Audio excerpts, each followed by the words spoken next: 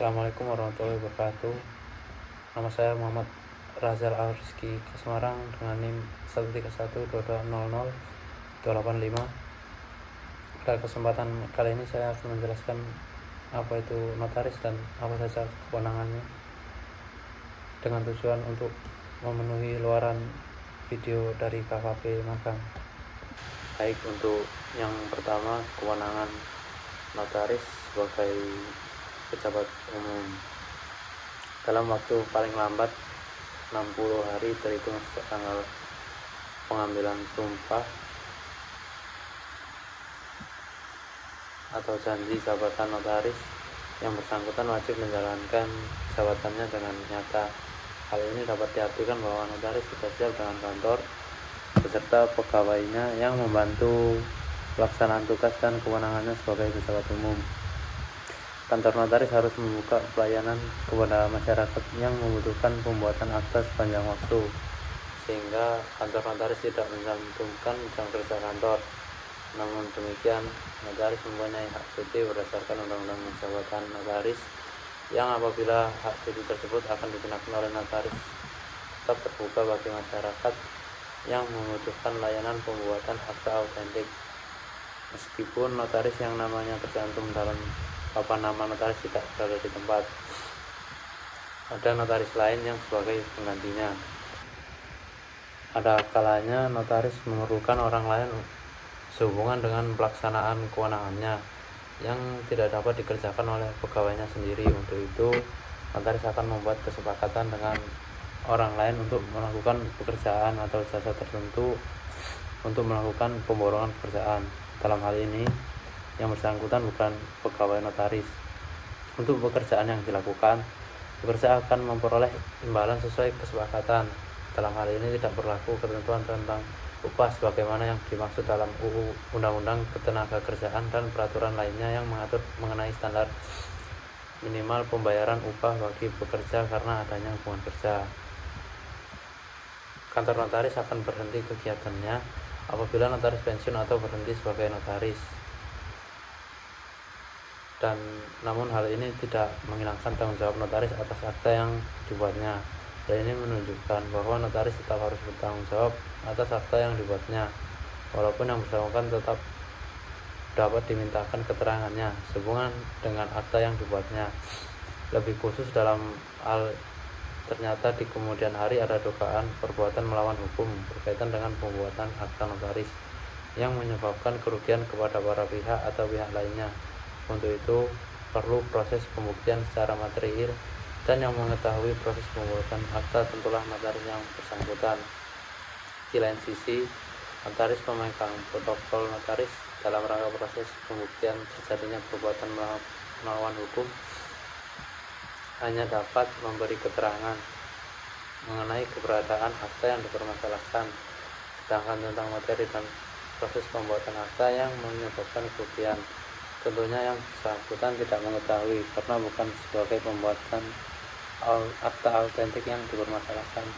Kewenangan notaris berdasarkan pasal 15 Undang-Undang Nomor 2 Tahun 2014 tentang perubahan atas Undang-Undang Nomor 30 Tahun 2004 tentang jabatan notaris, yakni yang pertama, membuat akta autentik mengenai semua perbuatan, perjanjian, dan penetapan yang diharuskan oleh peraturan perundang-undangan dan atau yang dikehendaki oleh yang berkepentingan untuk dinyatakan dalam akta autentik, menjamin kepastian tanggal pembuatan akta, menyimpan akta, memberikan glose, salinan, dan kutipan akta.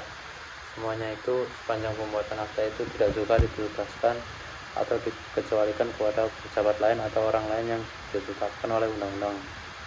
Yang kedua, selain kewenangan sebagaimana dimaksud pada ayat 1, notaris berwenang pula mengesahkan tanda tangan dan menetapkan kepastian tanggal surat di bawah tangan dengan mendaftar dalam buku khusus. Selanjutnya, membukukan surat di bawah tangan dengan mendaftar dalam buku khusus. Selanjutnya, membuat kop asli surat di bawah tangan berupa salinan yang memuat uraian sebagaimana ditulis dan digambarkan dalam surat yang bersangkutan. Selanjutnya, melakukan pengesahan kecocokan fotokopi dengan surat aslinya, memberikan penyuluhan hukum sehubungan dengan pembuatan akta, membuat akta yang berkaitan dengan pertanahan, atau membuat akta risalah lelang. Selain kewenangan itu, notaris juga mempunyai kewenangan lain yang diatur dalam peraturan perundang-undangan. Baik, untuk poin yang kedua, akta notaris sebagai akta autentik.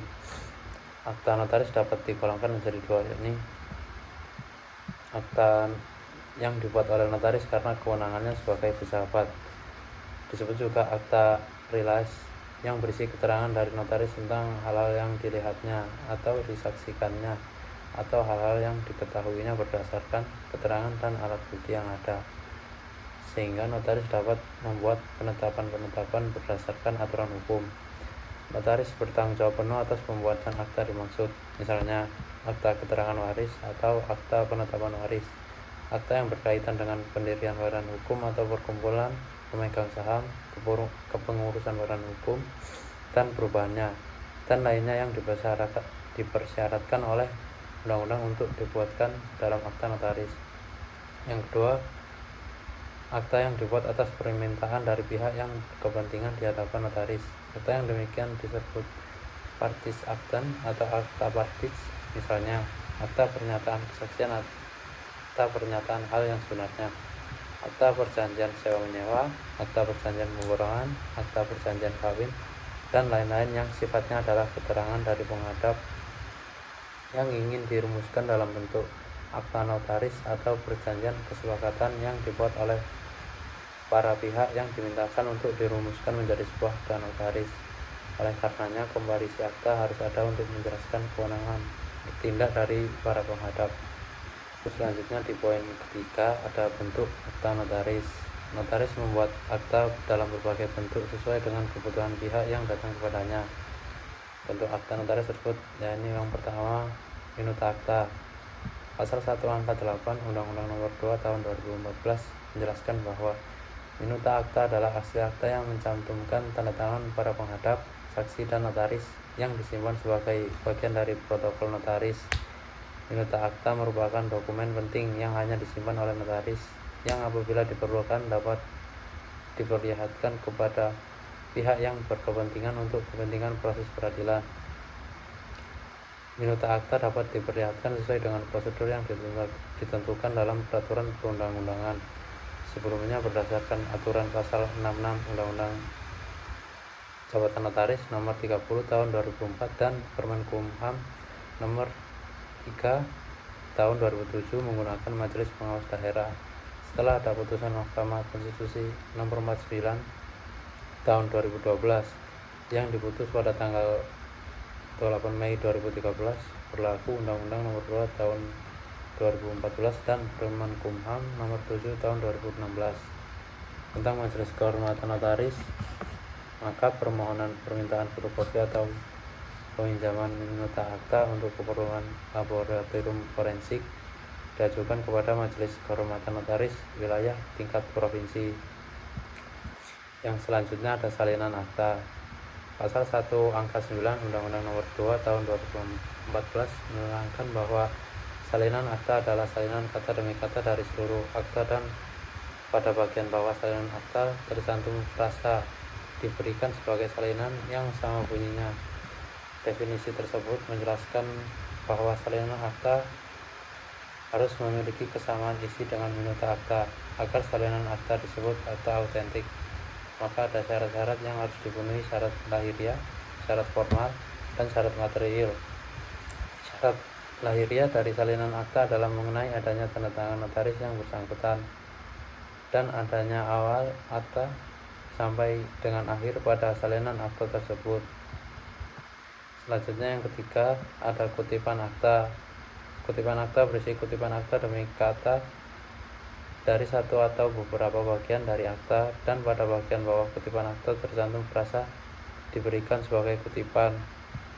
Kutipan atau ikhtisar tidak diatur dalam undang-undang mengenai kekuatan pembuktiannya. Untuk menentukan kualitas dan nilai kekuatan pembuktiannya, untuk memiliki kekuatan pembuktian mengenai glose akta dapat dilihat. Yang selanjutnya ada glose akta. Glose akta merupakan suatu salinan atau turunan akta notaris yang diberi nilai eksekutorial. Cross akta harus dibuat memenuhi syarat pembuktian lahiriah, material, dan formal agar dapat disebut sebagai akta autentik. Cross akta diatur definisinya dalam pasal 1 angka 11 Undang-Undang Nomor 2 Tahun 2014 dan Peraturan Pasal 224 AYR mengenai syarat cross akta. Syarat lahiriah dari cross akta yaitu adanya ira-ira demi keadilan berdasarkan ketuhanan yang Maha Esa, dan di bawah cross akta dicantumkan kata-kata diberikan sebagai crosse atau beberapa dengan menyebut nama dari orang yang atas permintaannya crosse itu diberikan dan tanggal pemberiannya. Syarat formalitas lainnya seperti kepastian tentang hari, tanggal, bulan, dan notaris yang membuatnya. Syarat material crosse akta yaitu crosse akta merupakan tuntutan yang sama dari minuta akta dan isinya adalah mengenai jumlah apa yang harus disebutkan pasti dan tidak boleh ada pencampuran antara utang dengan jaminannya. Apabila semua syarat crosse akta terpenuhi, maka crosse akta sebagai akta autentik. Memiliki kekuatan pembuktian mengenai crosse akta dapat dilihat dalam pasal 1888 dan 1889 KUH Perdata. Pasal 1888 mengatur mengenai syarat material crosse akta, yaitu memeriksa mengenai kesesuaian crosse akta dengan minuta aktanya, yang apabila sesuai, maka crosse akta tersebut berlaku sebagai alat bukti sempurna. Baik, untuk yang di poin terakhir, notaris dalam pembuatan akta autentik melaksanakan jabatan di kantor notaris.